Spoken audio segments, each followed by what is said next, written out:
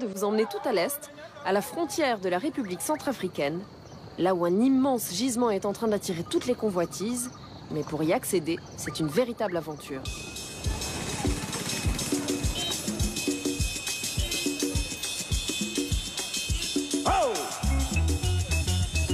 Ce matin-là, j'ai dit à l'équipe, nous partons à l'est du Cameroun. Nous allons voir les mines d'or et de diamants. Le coin s'appelle Mobilong, c'est après Yokadouma. Ils ont fait un peu la tête. Le voyage promettait d'être long et difficile. D'ailleurs, ils ne savaient même pas où c'était. Si je voulais aller là-bas, c'est parce qu'une société coréenne y a trouvé il y a quelques mois le plus grand gisement de diamants du monde. Les journaux du pays en ont très peu parlé et nul ne sait ce qui se passe vraiment à Mobilong. Au kilomètre 195, c'est le bitume qui soudain disparaît. Nous allons manger de la poussière.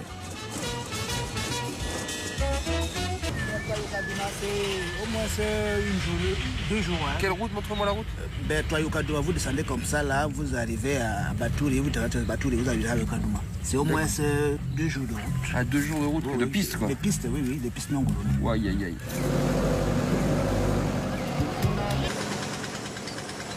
Plus que quelques kilomètres pour Mobilong. On nous dit qu'il y a quelques mois encore, des centaines de chercheurs travaillaient le diamant dans les environs.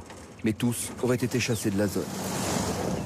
Car tout ce territoire appartient désormais aux Coréens. Les exploitants sauvages ont donc été expulsés et la forêt saignée sur plus de 25 km. Cette piste conduit au filon supposé et pour nous, vers une barrière infranchissable. Il y a des Coréens qui sont là? Oui. On peut les voir? Ah, you speak French? Don't you speak French? Non, Inutile d'insister. L'ingénieur coréen ne veut rien savoir. Si l'on veut filmer, il nous conseille d'appeler son PDG à Séoul, là-bas, en Corée. Mais nous ne sommes peut-être pas venus pour rien.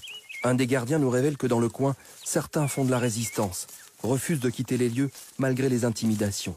Quand les Coréens sont arrivés pour occuper la zone, Maman Carole et sa bande se sont réfugiés ici, dans ce ruisseau boueux, très éloigné du filon principal. Mais à tout moment, on pourrait les expulser de force. Pour Maman Carole, il n'est pas question de partir. Cela fait déjà 17 ans qu'elle travaille dans cette forêt.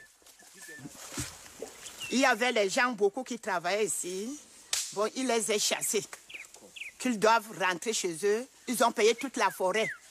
Les Coréens sont venus. C'est nous qui les avons donné l'échantillon. Les Coréens nous ont laissés. On souffre. On n'a pas l'hôpital. On n'a pas les remèdes. C'est tout ça. On n'a pas l'aide ici. On se débrouille, chacun se débrouille comme ça. Nous sommes là comme les moutons qui sont perdus dans la savane. Si on parle de votre problème à la télé, c'est bien ou pas? C'est bien. C'est bien. Parlez tout ça pour que le président soit au courant. Oui. Parlez tout ça là. Vous pensez que le président n'est pas au courant? Il n'est pas au courant des menaces que les Coréens nous font ici. Je ne suis pas sûr que Paul les ait expliquées. Paul Biya, président de la République du Cameroun depuis 30 ans. Nous aurions pas mal de choses à lui dire à celui-là.